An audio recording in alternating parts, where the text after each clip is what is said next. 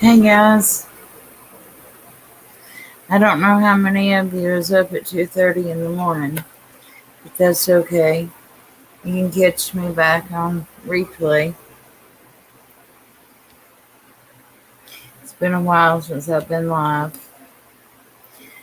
I've been sick. Um, I can't really hear out of my left ear still. I'm having trouble with my eardrum. So I've been trying to kind of just get better. I can't get my earbuds down in that one ear.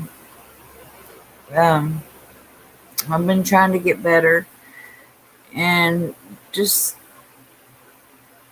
kind of trying to stay out of the drama and just watch and see what's happened. You know, when I come back from Tennessee from Summer's Vigil, I kind of come back with a different outlook on things.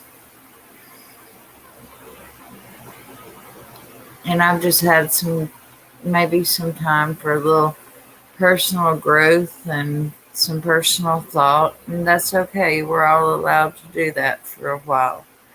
But I ran across an article today that I wanted to share with you guys, and it's got some good information in it too. It is by Jeff Bobo in the Rogersville Review.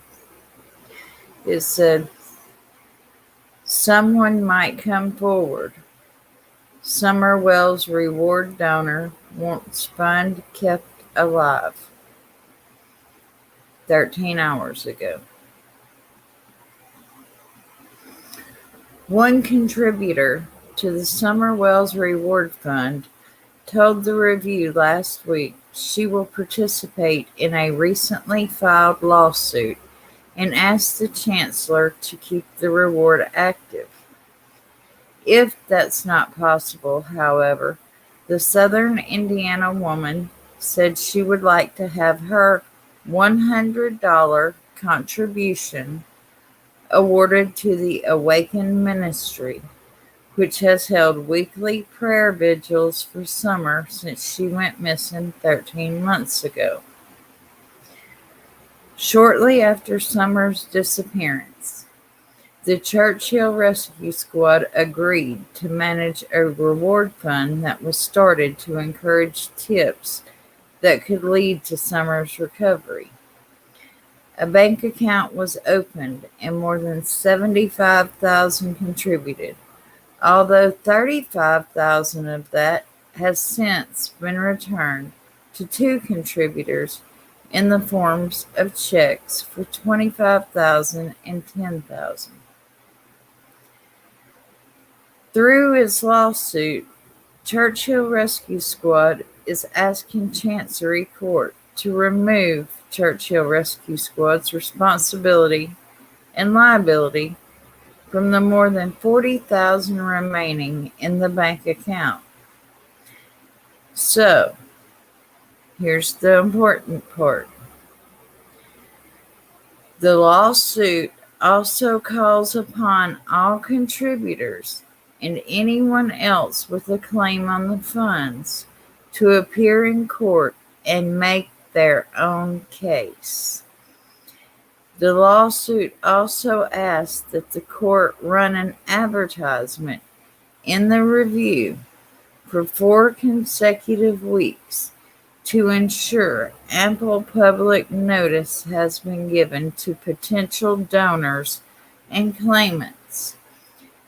After the Review ran an article about the lawsuit last week, a woman from Southern Indiana who had contributed $100 to the reward fund contacted the Review with questions about the lawsuit. She asked that her name be withheld due to concerns about possibly being targeted by YouTube contributors who have exploited Summer's disappearance. But she agreed to be interviewed using her first initial, which is J. As a donor, I honestly hope that they just leave the reward in place. in hopes that someone will eventually come forward, Jay said. I wish we could get the YouTube chaos and all the people who think they're investigators to stop. I feel like they're putting a lot of fear into anyone who may possibly come forward with their shenanigans. Jay added, personally, I would like the reward to stay in place in hopes that someone might come forward, because it looks to me that authorities are still saying they think Summer is still alive.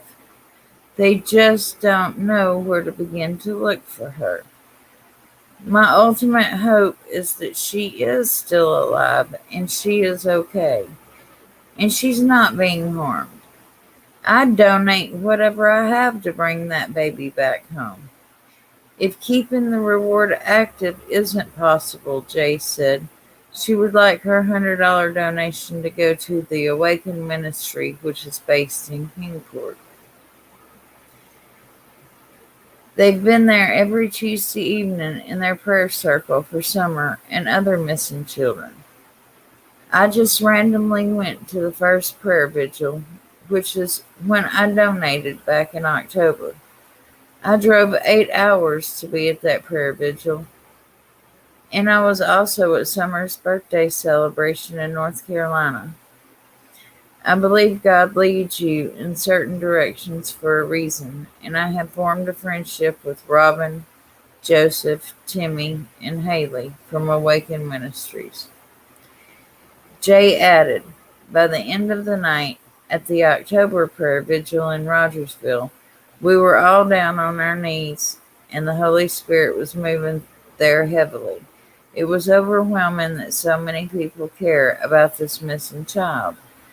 Since then, I've not missed a day of praying that she is safe and will come home safely. A lot of people out there feel that she's long gone, and she may be, but there's more people out there who have hope that she will come home. Jay said she will contact the Hawkins County Clerk and Master and join the lawsuit. Jeff Bobo. So, anybody that has donated to this fund, anybody that contributed to the Summer Wells Reward Fund, whether it was, no matter how you donated, but especially through the one that's in question, contact the court, represent yourself, say where you want your contribution to go. It does not matter if it's as small as $2, if it's as much as $1,000. That's the bottom line here. If you don't show up to represent your $2, your $20, your $40, your however much you donated, you're putting it in the hands of Hawkin County, Tennessee. And we see how they are. Hey, Diddy, how are you?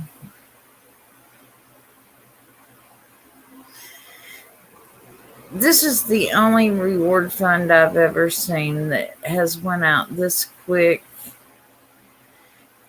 and that there's been this much trouble over.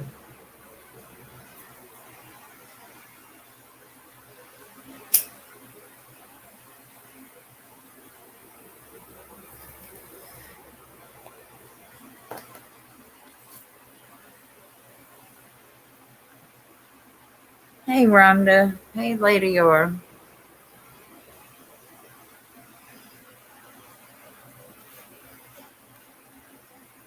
So again, please contact the court.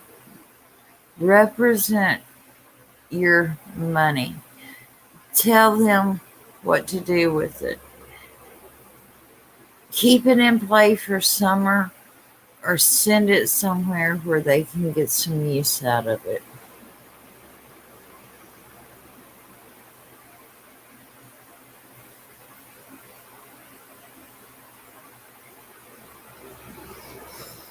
But like I said, I found that article, and I know there's just been so much drama in the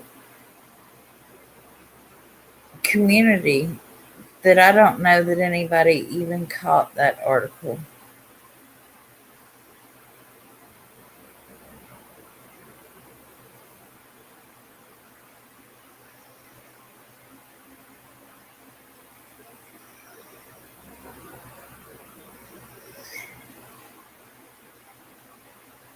And we need to, and look, if you cannot show up, get a letter notarized. Like if y'all are overseas and y'all donated to that reward fund,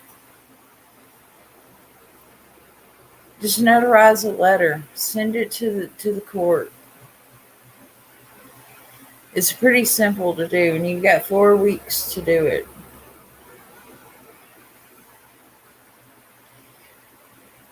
If they will, if they'll let us, I mean, it would be nice to keep some in play for summer just in case she is found, because right now there's nothing.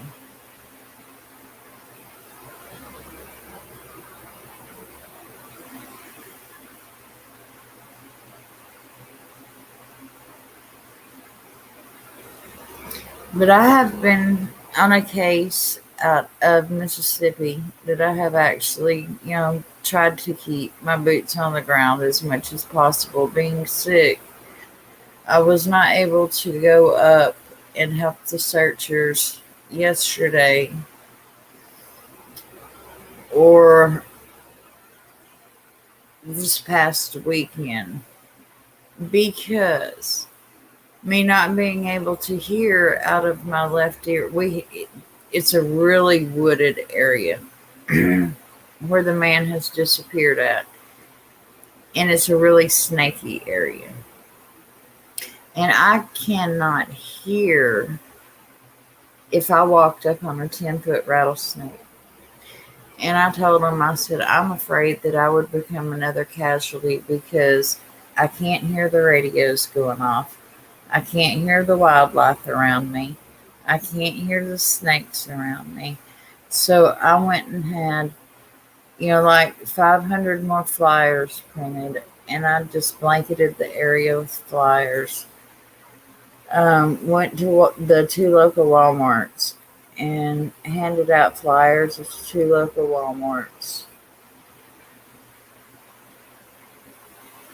Stuck flyers on the windshields of the cars. But I have been following that case the best that I can. The dog was found. We did find the dog, but we've still not found Mr. Floyd Wade Davis. We're on day 20. Pretty sure it's going to just be a recovery.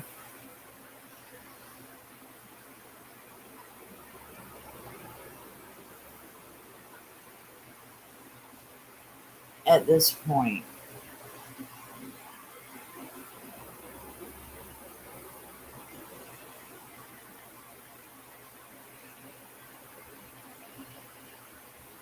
So it's not that I don't want to work on Summer's case anymore, because I do. And I'm still going to research Summer's case, but I just can't get all wrapped up in just this one person clip drama. I want to do other things and help other people too. I just can't sit here and watch one person and clip that one person all day.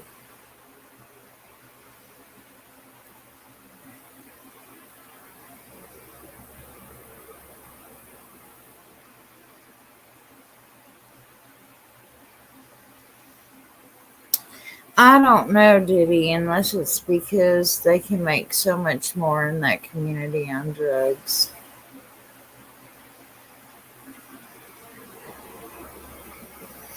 I seen a statement where it was an article in the paper where Ronnie Lawson said that meth was going for double the price. It was going for $100 a gram. in that area. And that is just an outrageous amount of money.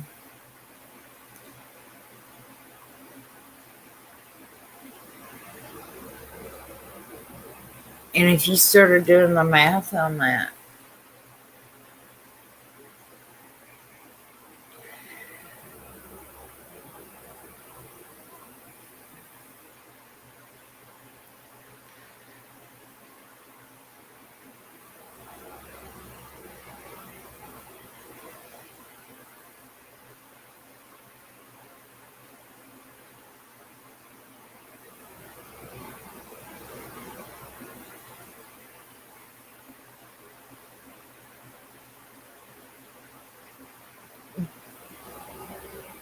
but after being on Ben Hill Road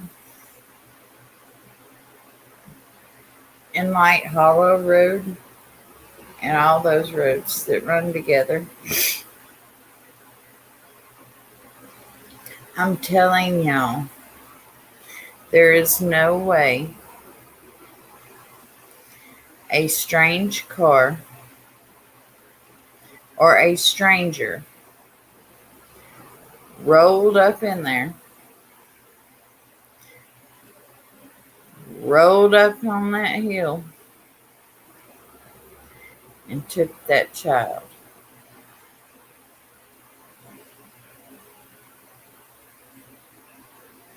Couldn't have.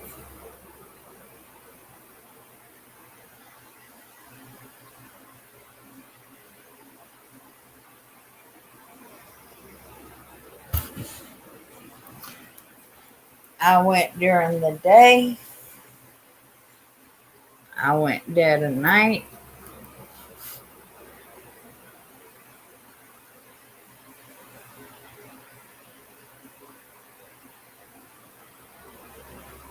And when you get up on that terrain, you think that it looks like hard terrain. In videos, you think it looks like hard terrain in pictures. That's some tough terrain.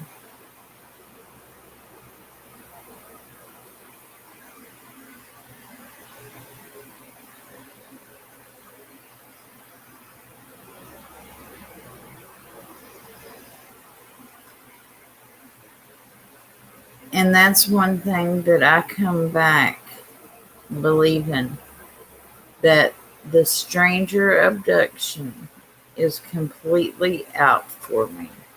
That is no longer an option.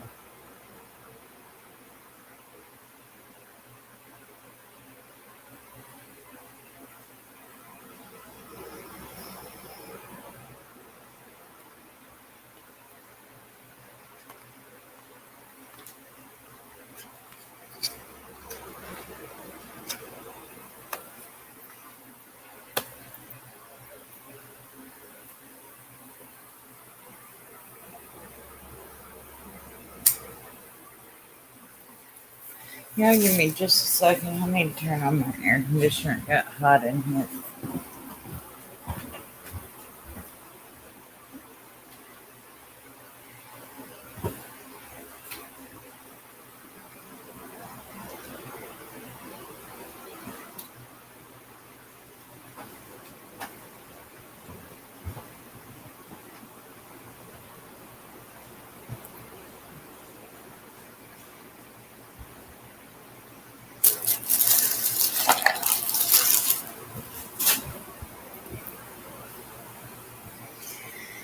I do think that there's a lot of distractions going on around here.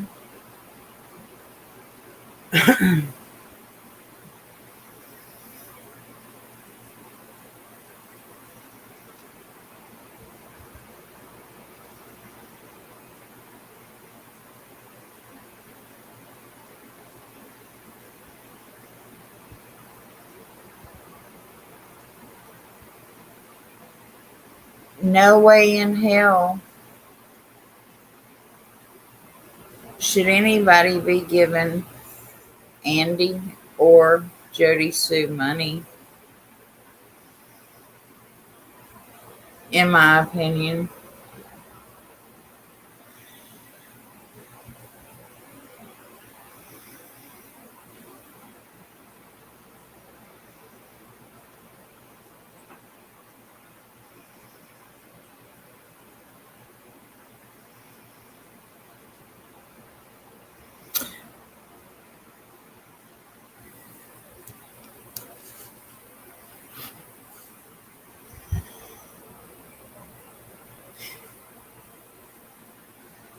I don't think any of them folks from Ben Hill should be being paid or making money off the disappearance of Summer, period. If anybody missed it,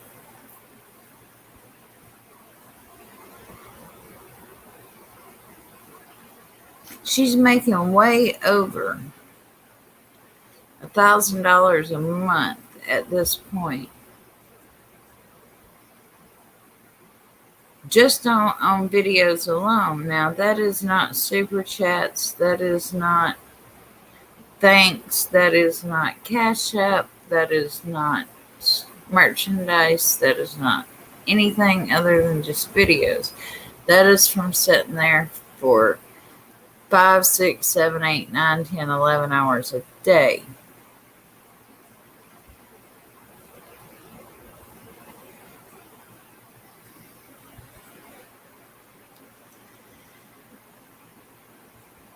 Lady R, since I've been here, I have made $200 off of YouTube. Period. Period.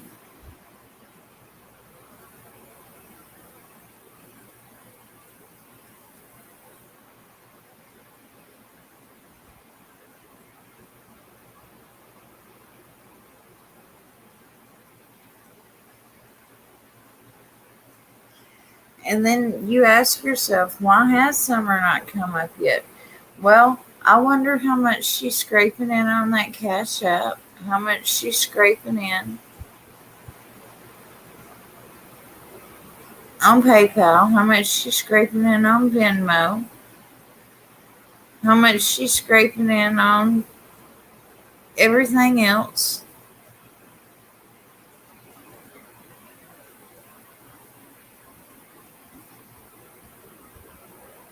And she's not the only one.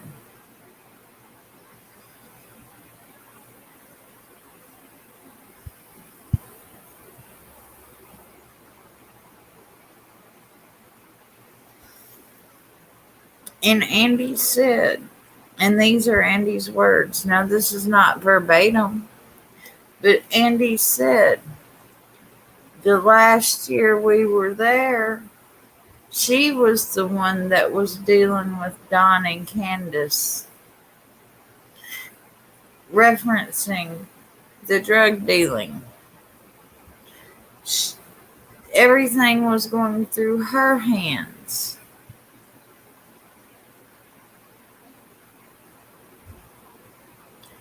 Hey, LB.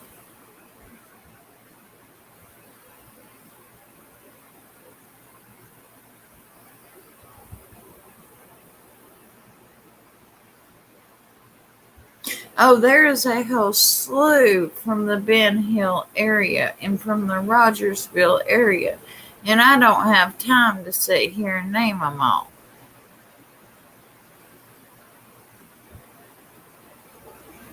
Hey, Gemini Moon.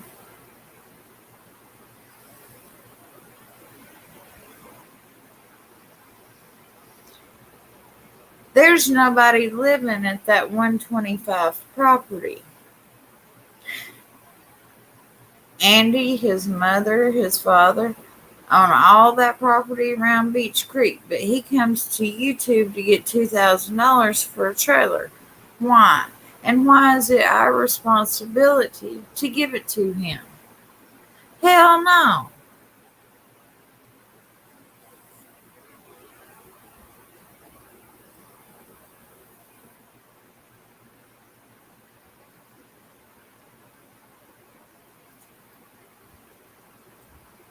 Something's up with that. Why does nobody want to step foot on that 125 property? What's up there that you don't want to get caught with?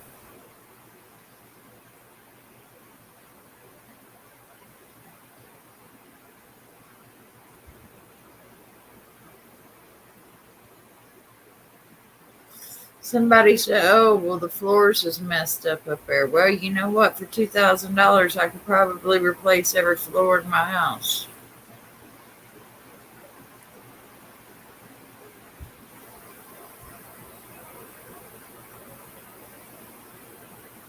Something ain't right with that. And they're both known drug dealers. They are both known to keep drug dwellings.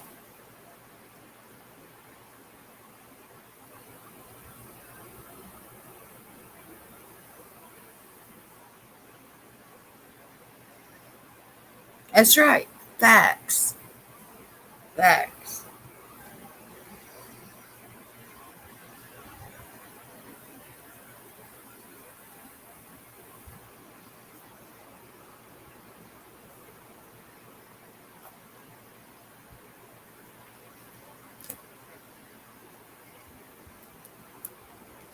And you know, it honestly would not surprise me to find out the reason that the 911 call has not been released yet is because it was Jody Sue Brown that called it in. Because in that little short that Tiffany Marie released the other day, it said, oh, well, she definitely was barefooted, 4 years old, and definitely barefooted. Well, Jody Sue Brown is the only one I have ever heard describe her and put out a description for her. And that description included being 4 years old and definitely barefooted.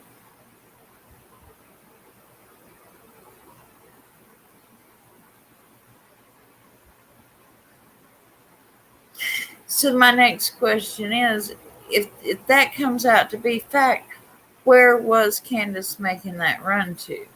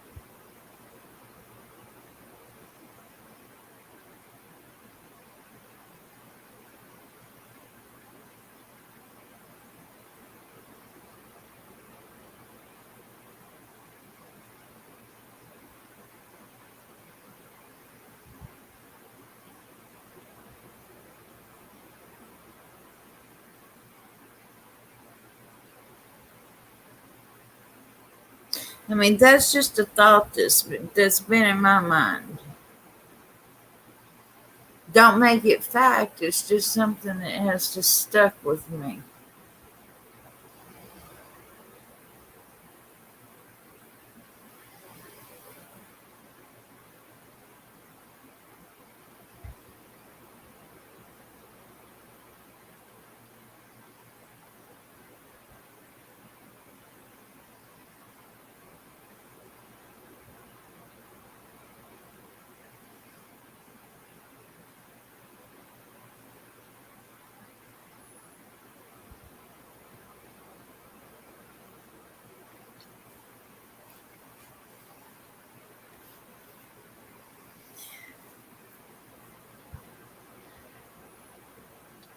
I don't know, but it's apparent that Jody Sue has narrated most of all this that was going on. And the only reason somebody like Jody Sue would involve herself in this was if she had something to lose. It's certainly not because she was trying to be helpful or because she had something to gain. The only way people like Jody Sue and Andy get involved with things like this is if they are trying to keep from losing something that is very, very important to them.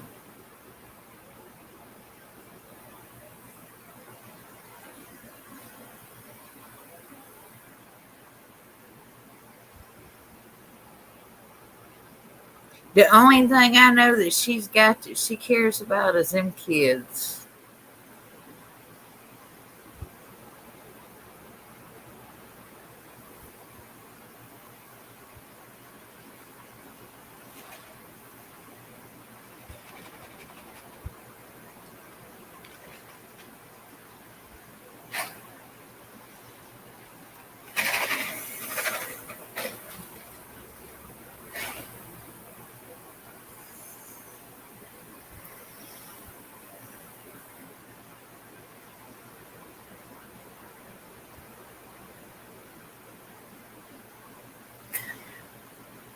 Jody, Sue, and Andy wanted that property to make a gated community.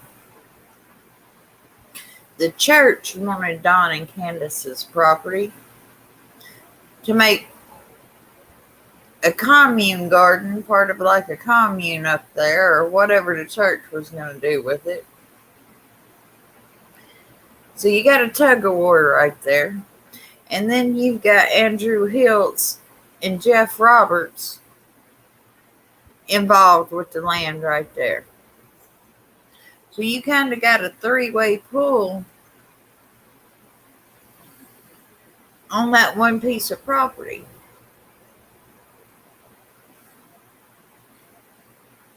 You got three people that wanted that property pretty bad, other than the people that owned it.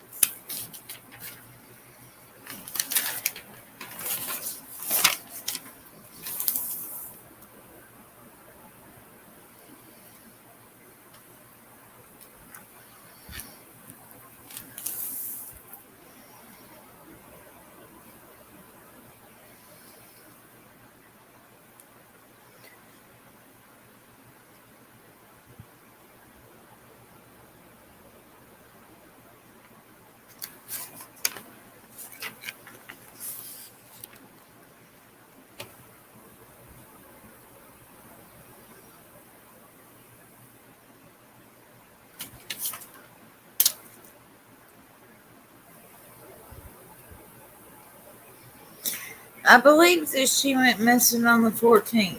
We've got a video clip where she said that her and Andy was jumping over somebody's gate looking for her over on Fields Road on the 14th. That's why she admitted to it.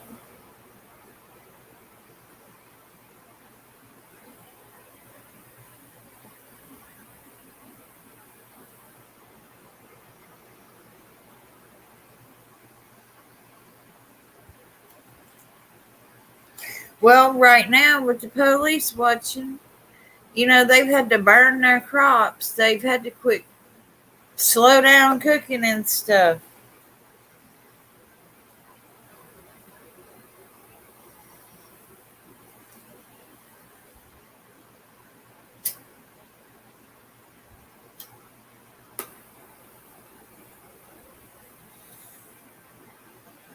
That's what Ronnie Lawson was saying about the price per gram doubling because the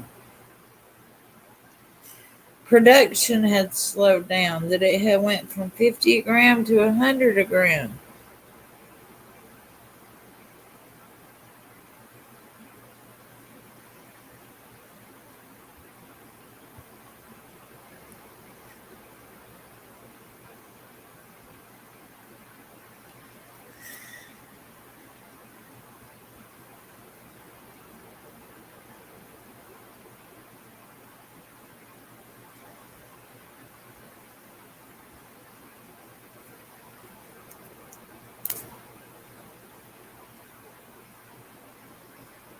Yeah, right, but no drug problem there.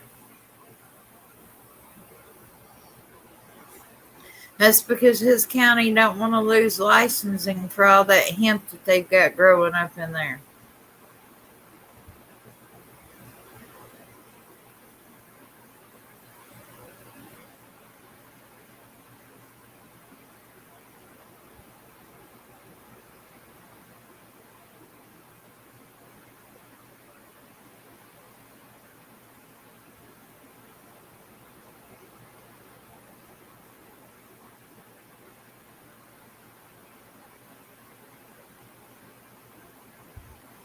Right, that's in my opinion too.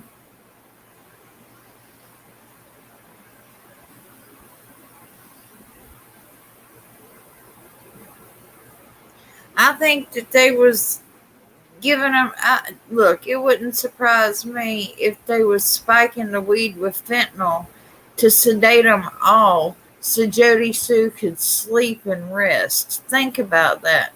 It probably wasn't necessarily so anybody could get SA'd. Look back on those text messages of how she was griping and bitching about not being able to sleep and rest because of the noise going on over there. Look, that man probably finally spiked some weed with some fentanyl and started sedating every one of them over there. And that's the truth about it. Just to shut her mouth up. And he probably did sell it to Don and Candace. And then what Don and Candace done with it, he probably figured was their own business.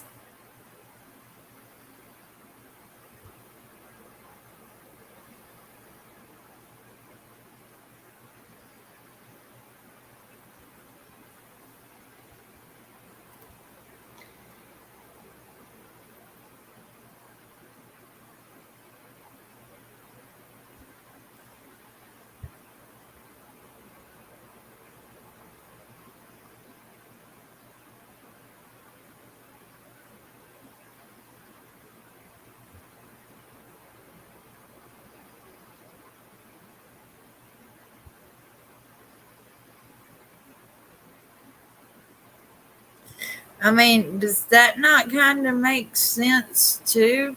That but look, think about those text messages of her thinking about how people are running in and out of there and she can't sleep, she can't rest, she's losing her mind, yada, yada, yada, yada, yada. And we know they're fentanyl pushers.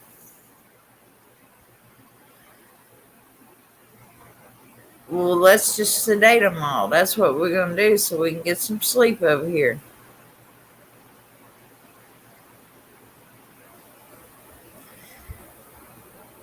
And then one of the little ones get a hold of that fentanyl.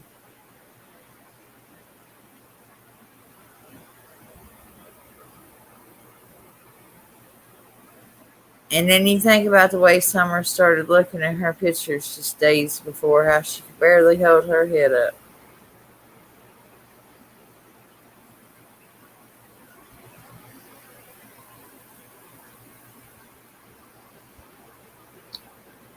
Fentanyl poisoning. That's just my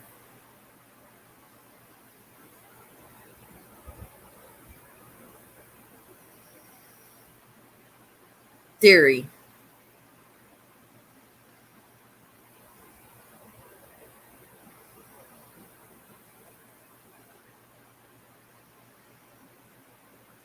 And then they panicked. And that's how Jody Sue got involved in it.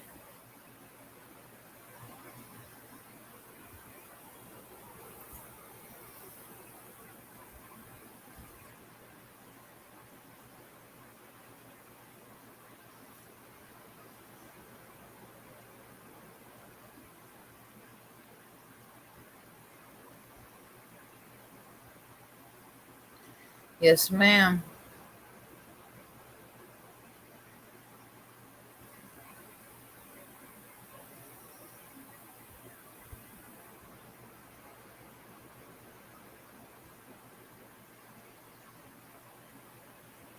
So I am the first one to say fentanyl poisoning. So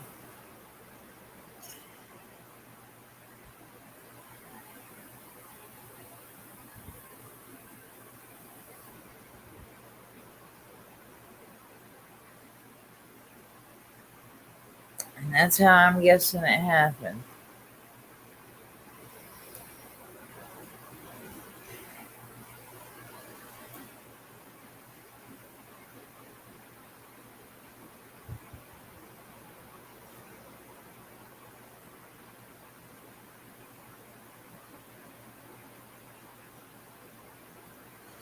My email is goddess.syn77@protonmail.com or proton.com.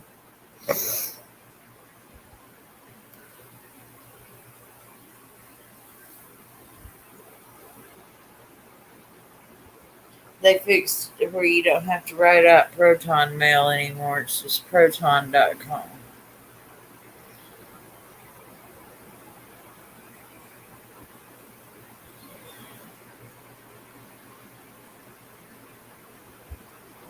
I have just been looking at her pictures from Gatlinburg, and every one of her pictures, she's droopy eyed and she's leaning over onto Josie. Every one of them. There is not a picture to where she is standing straight up and she is aware of what's going on around her. She's sleepy. She's rubbing her eyes. There's not a picture she's smiling in or having fun. She's tired. She wants to go to sleep. Show me a picture from Gatlinburg where she is not tired or where she is having fun. You will not find one. She's swimming in the same clothes that she was in Gatlinburg in.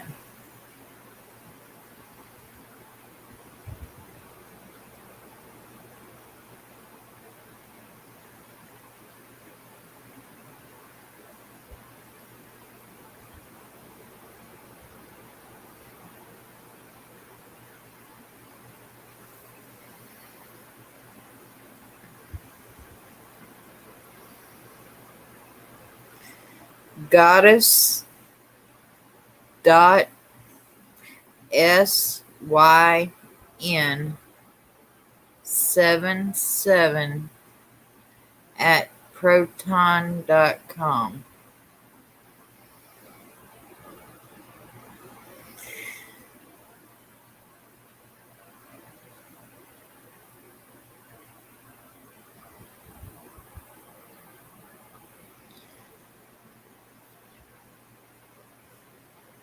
And I think that fentanyl was building up in her system.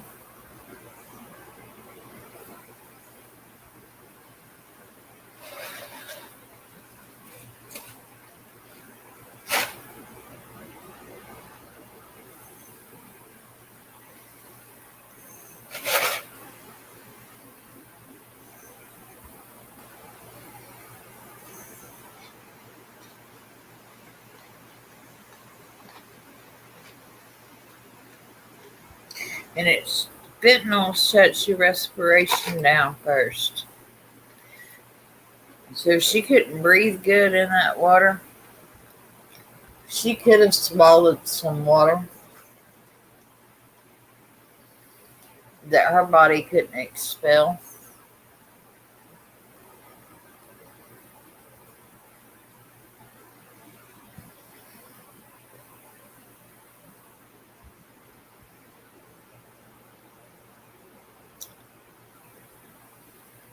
Or they may not even been in that swimming hole at all. That truck may have just been parked there for a good trade-off.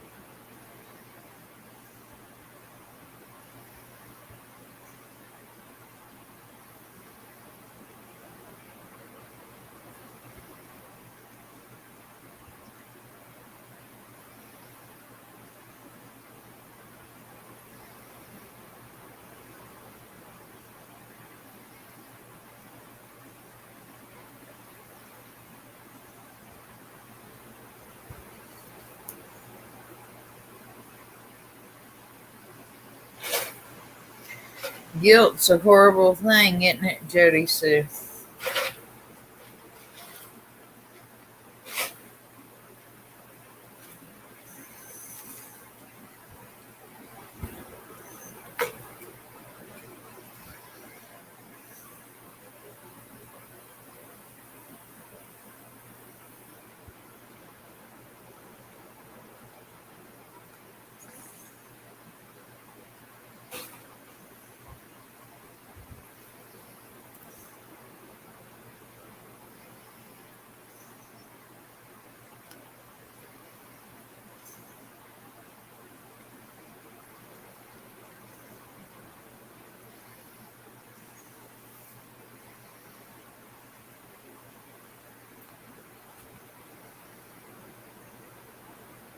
I heard that.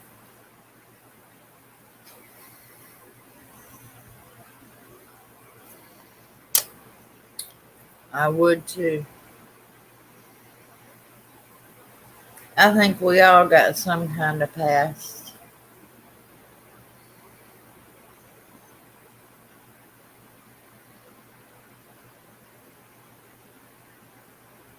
I think that's what draws so many of us to Summer's story. Is that so many of us can relate to it in so many different ways. And I'm not talking about the ones that's from Ben Hill Road that's either being paid to distract and run interference in this case. I'm talking about just the good people that sub, that listens, creators like me that's really trying to make a difference, that's trying to figure out what happened to this little girl. I think we've all had some kind of tragedy in our life. We've all had some kind of addiction touch our life in one way, form, of another. If it hasn't been ourselves, it's been a family member. Um, or, there's been so many survivors of SA that this story has touched.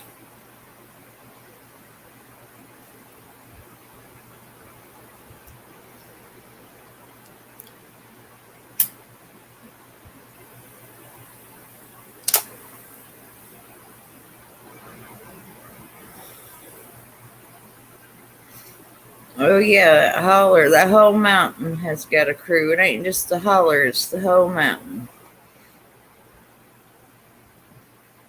And they have recruited people from out of state.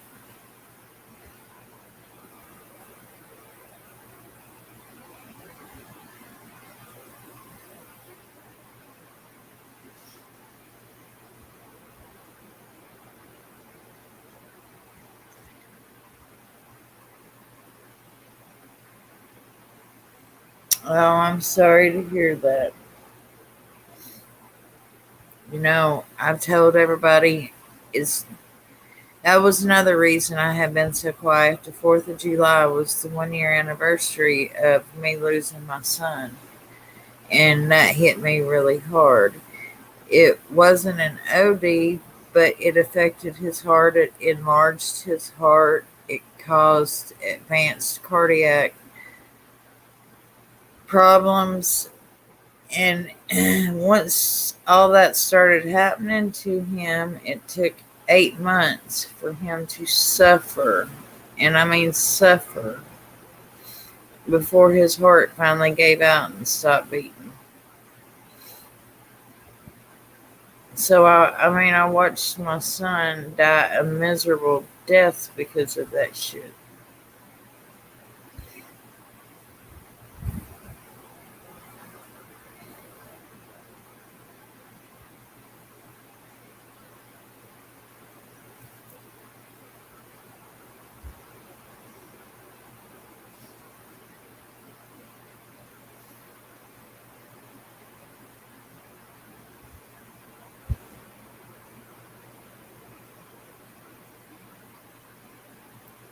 So I hate to hear that. I'm sorry.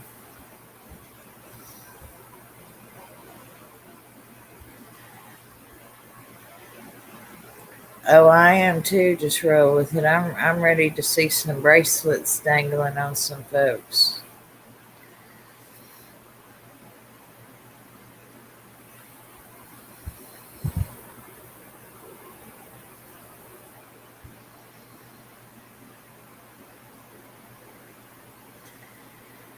I don't know because the specialists say it's the drugs and the pornography that's driving it.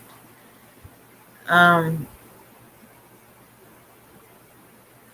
they'll start out with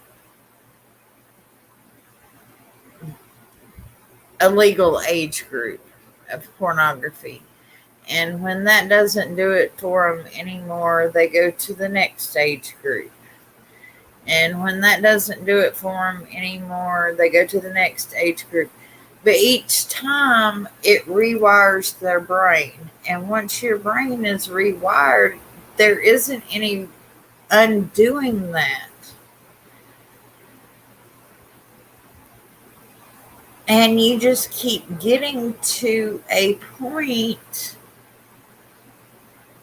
of the next thrill, the next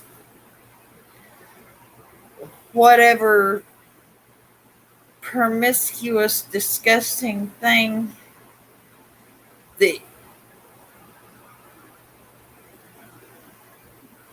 excites you. And before you know it, you're down to 12-year-olds. And then what happens when your brain is fried on that and you can't get off on that anymore? Well, they say that your brain rewires again. And at first, you just start looking and you start seeking out pornography, in the 9 and 10-year-old section. Well, then you start, after you find the pornography, and that don't do it for you anymore, then you start seeking out the real thing. And then when that doesn't, after you exhausted that, then you go to the next age group, the 7-year-old group. And it just keeps going from there until hopefully eventually you're caught. Hopefully you're caught before that. But it's a rewiring of the brain. And once your brain is rewired to that and your brain goes there, it never goes back the way it was. And these drugs that they do while they're doing this, the meth and the crack and stuff like that, it drives that addiction center of your brain. It opens it up and it drives it like a Mack truck through there.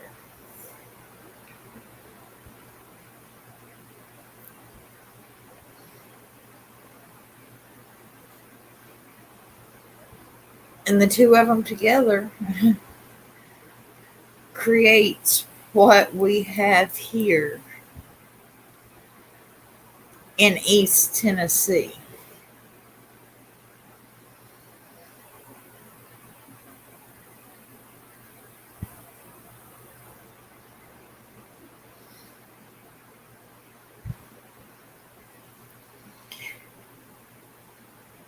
And it's sick.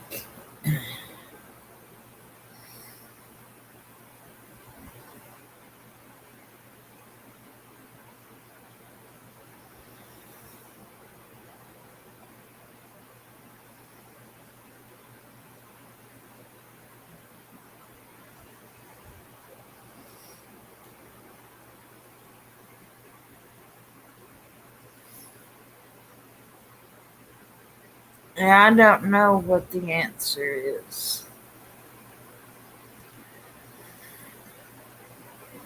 We take the ingredients off the street to make these drugs. We make it illegal for them to obtain the stuff to make it with. And they find ways around it to make it anyway. And then you've got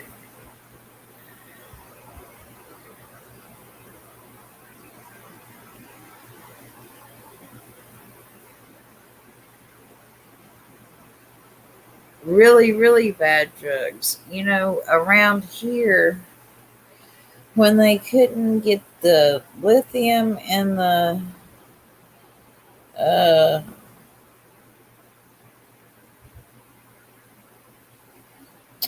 whatever the other ingredient, there was another ingredient they couldn't get around here anymore. They were climbing transformer poles and they were getting the oil out of the transformers in the the outside light poles and at the substations from the electricity companies. Well, it would every other weekend you would read in the paper about another kid being electrocuted. And whatever they were getting out of those electrical transformers, they were able to make a form of methamphetamine with.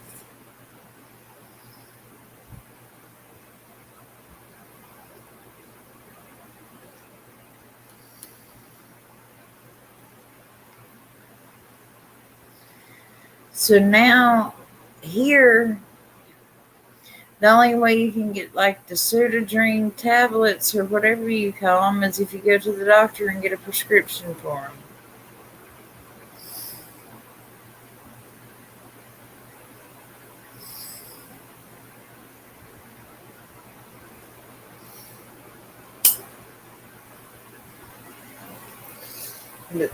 They find other ways around it. They find other stuff to put in it. So you don't even know what you're getting when you buy it off the streets. So it drives other drugs like the heroin and the fentanyl even worse.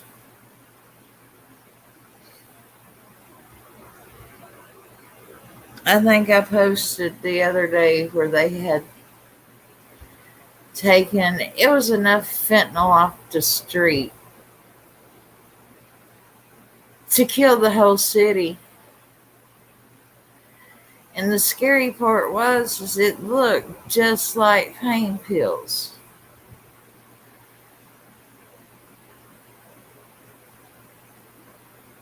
And I was like, oh my God, he could have went out there and sold those pills to people thinking that they were pain pills and killed 200 people if he wouldn't have got caught.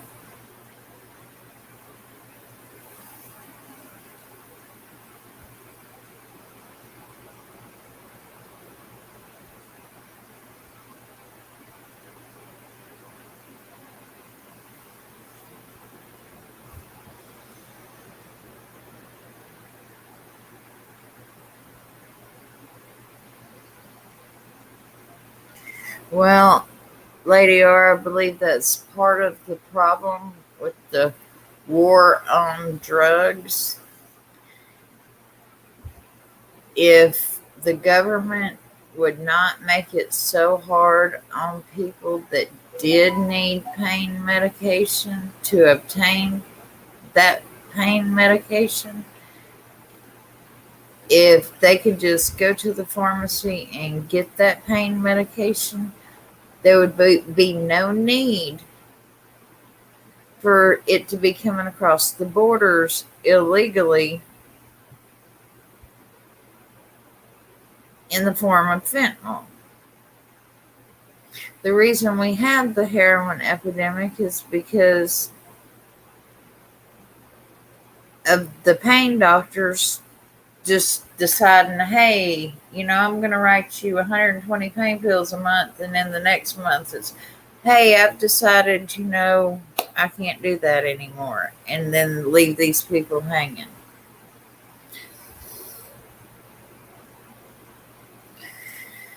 Exactly my point. Exactly my point.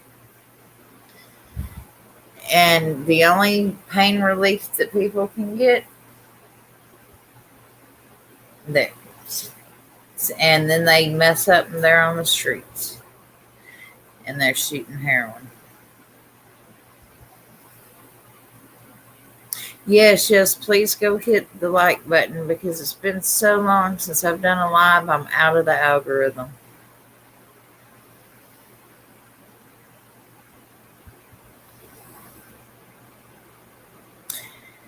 Exactly. Got to take that drug test every month. You cannot smoke weed. You cannot do. I know. And you've got to keep a count on them things. You got to keep them locked up. And if they call in the middle of the month and say, hey, I need to count them pills, you got to run down there and let them count them pills.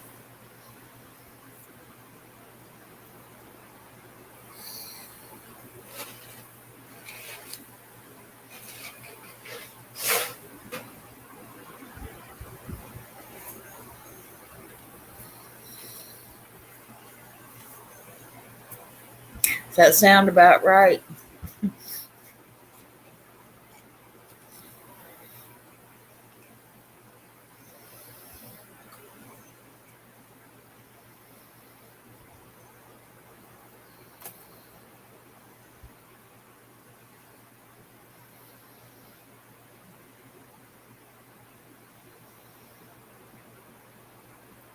Exactly.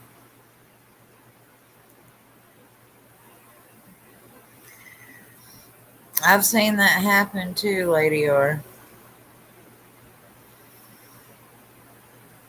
And I agree with you, LB.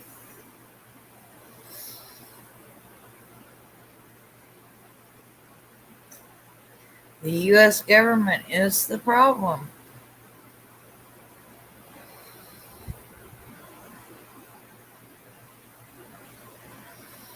Hello, Susan.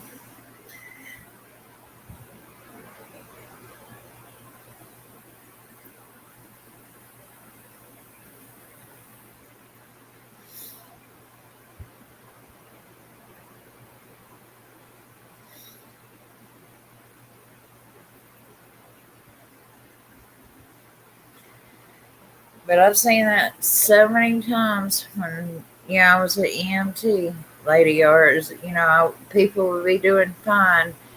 And then I would go back out there and I'd be like, well, what happened? And they'd be like, they took her medicine away from her and she just died.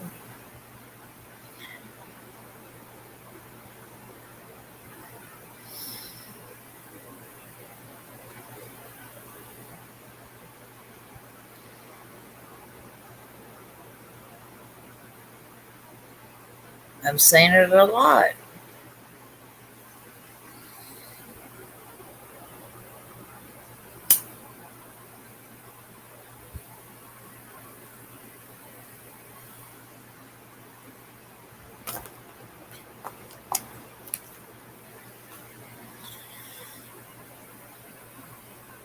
Oh, and I don't consider Jackie Dobbs a suspect. I really don't. I'll throw that out there.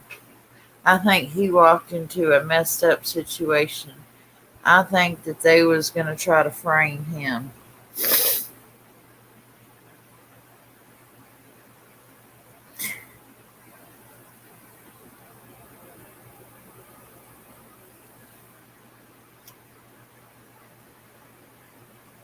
And if Summer is truly passed away, it still wouldn't surprise me that she show up on somebody else's property like that. That she still might not be found, like on Sharfie's old property or Jackie Dobbs' property.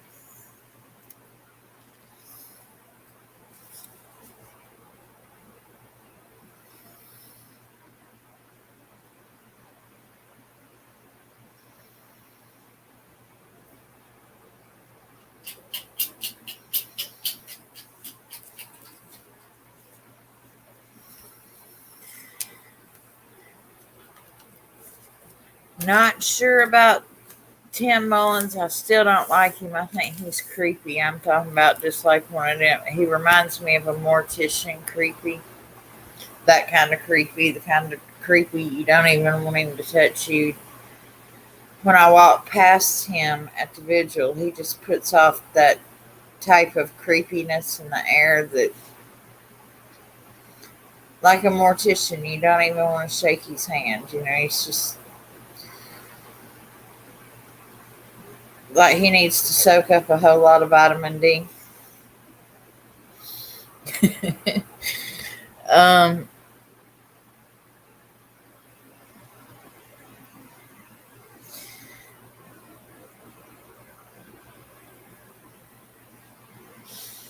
the people that's even from around Kingsport really don't know that much about him or who he is. He's like a recluse.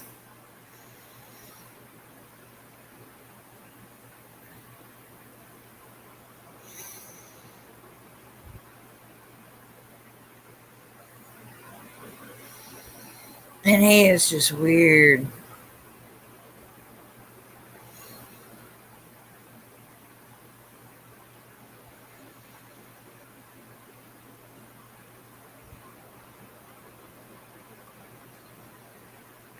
I heard Benny say that he has a brother that's a cop. So that would lead me to think that he would be more in line of maybe an informant than, or a criminal whose family keeps bailing him out of everything. One of the two.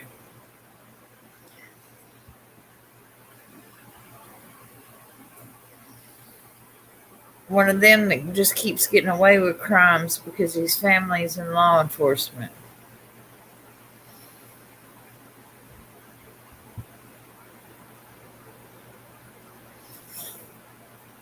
Look, a little wiry kid like Summer would have kicked Mr. Dobbs' ass the way he breathes going up and down that hill. Look, I'm telling y'all, that hill is bad. It's tough.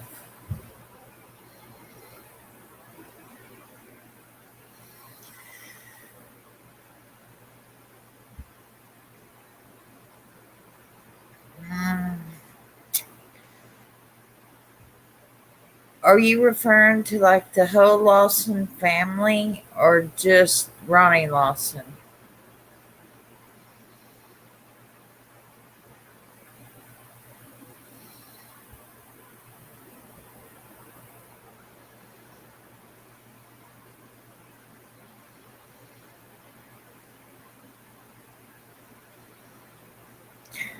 I think some of that whole bunch that got busted back a few years ago could possibly be involved with some of this shadiness going on around the case that's causing all this confusion and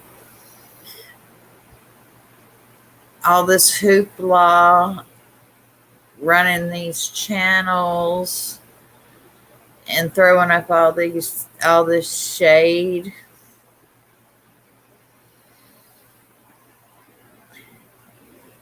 Um, Raking in all this money.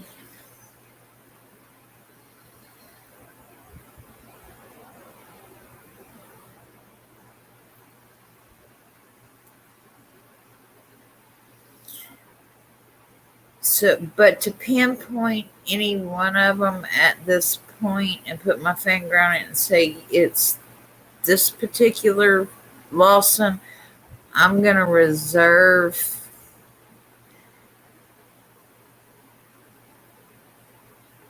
any comment about that at this time.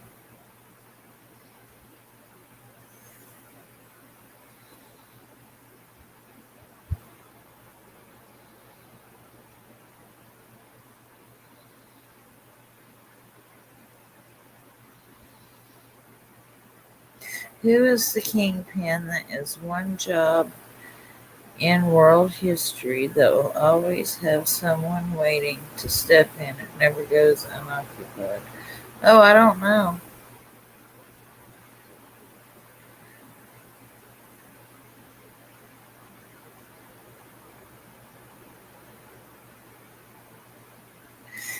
I can't erase comments on this.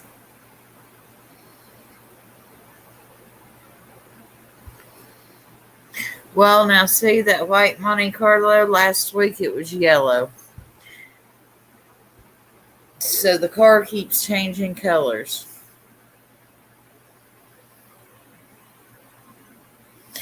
When and then it started out, it was not even a Monte Carlo. It was just a fast yellow car.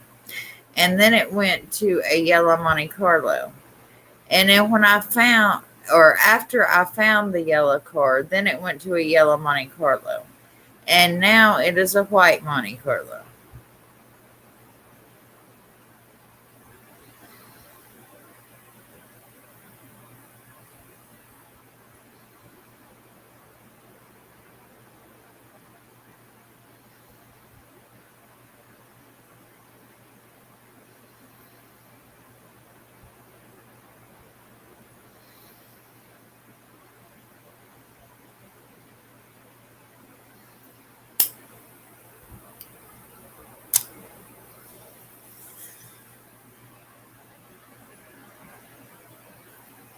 Now, there was a yellow truck that was parked at Candace and Don's. But if you remember, Don said that he passed a fast yellow car as he was coming home.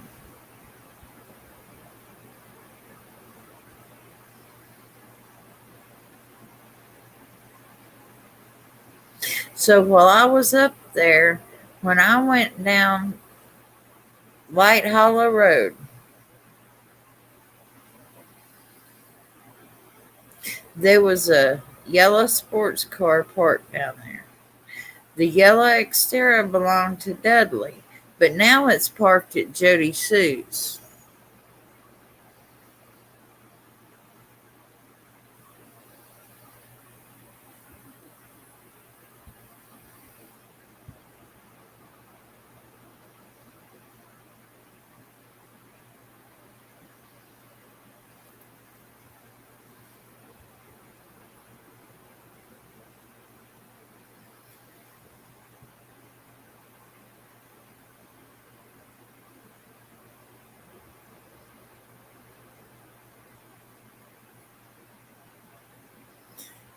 Don saw the yellow car go by. The deputy that was en route saw the yellow car go by. But there was nothing said about it being Monte Carlo's. It was just a yellow car.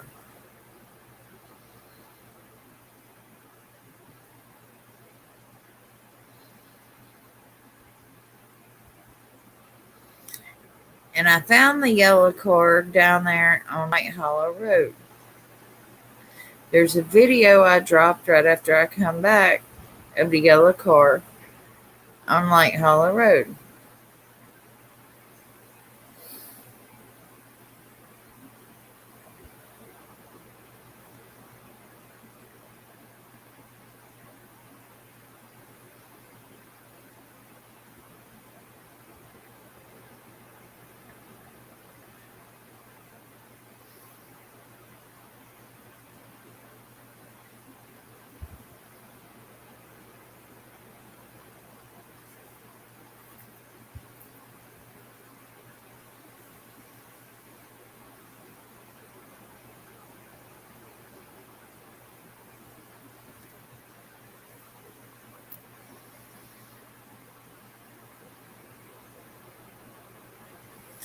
Go look at that video because that car or a car very similar to that.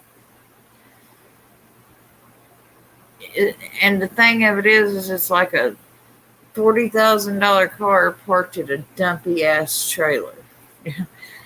The car is worth more than both of the trailers put together.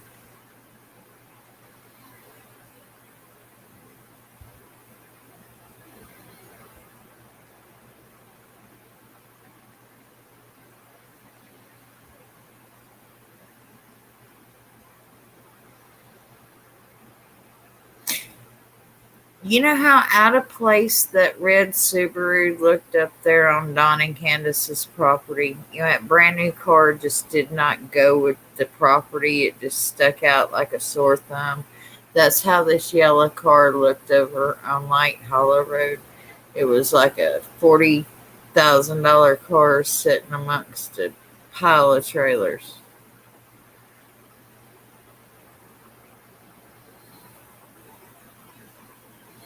I've got videos of the biker guys up too.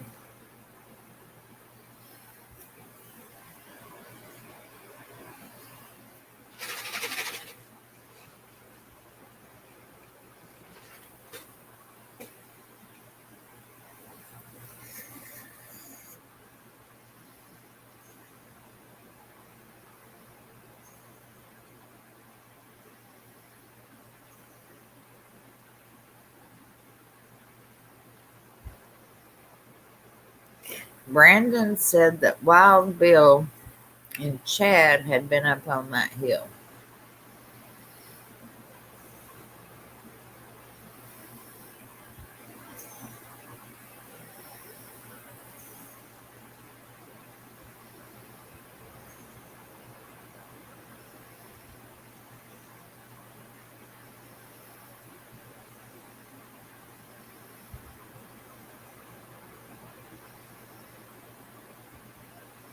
Chad is a local RSO that lives in the neighborhood.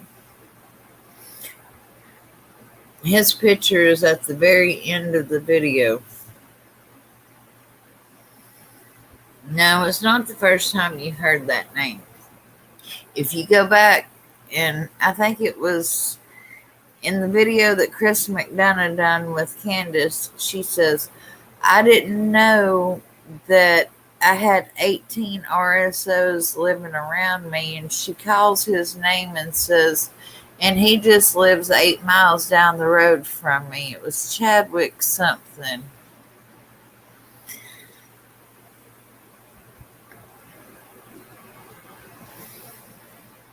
So when Brandon said that Chad had been up there, that was the second time his name had been mentioned. Candace threw it out there first.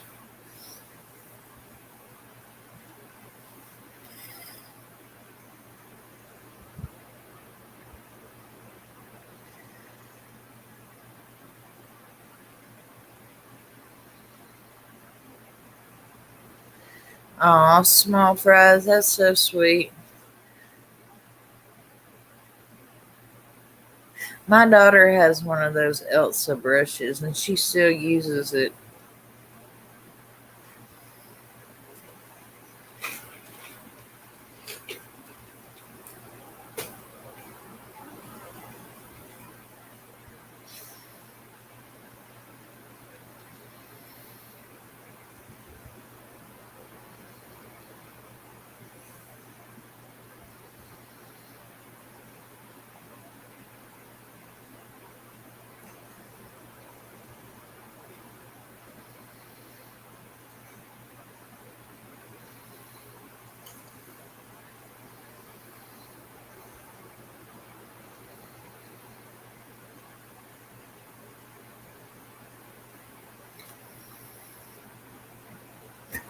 That's another thing that Summer has the gift to do. She has the gift to dance across a lot of our dreams.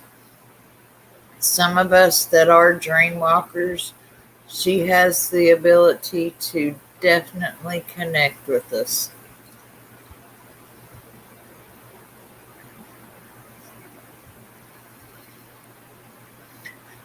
LB, I'm being told that that is not true about the party up there the night before. That party was like, wait a minute, let me tell you.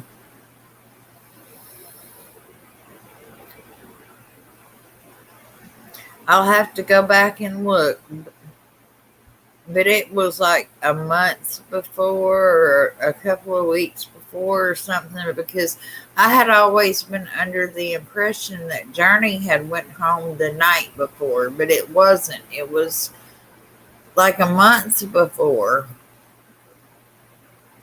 because that was something I questioned just the other night on one of Krama Mama's lives.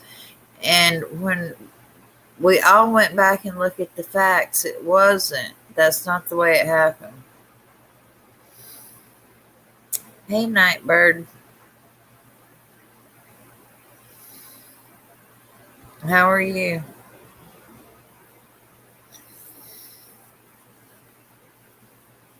I had always been under the impression that it was the night before when Journey got sick and wanted to go home, but it wasn't.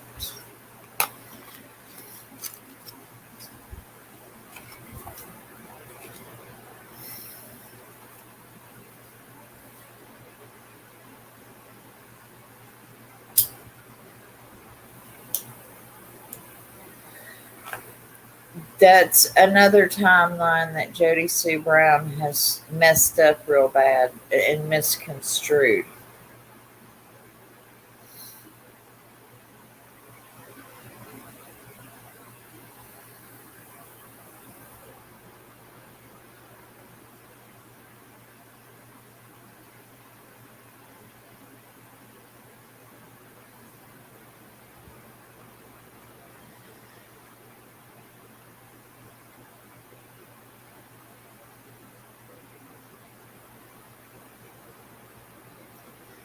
Well, all right, my lovelies. I have been at this for like an hour and 25 minutes.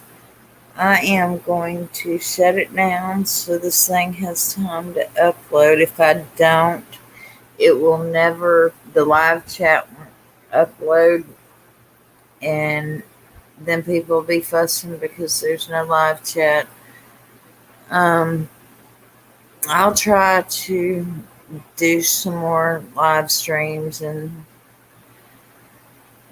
I'll try to do better. I know it's been like a month since I've done a live stream, so I will try to get back into the habit and try to do better.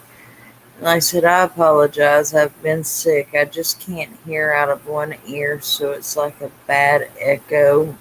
It's like I'm stuck inside of an egg or something. But you guys know that I love you all and I do miss you. So y'all take care. And don't forget to hit the like button on your way out, please. Let's try to get me back into the algorithm and everything. Oh, thank you, Lady R. Yeah, gossip, email me. Thank you, Tennessee Rose.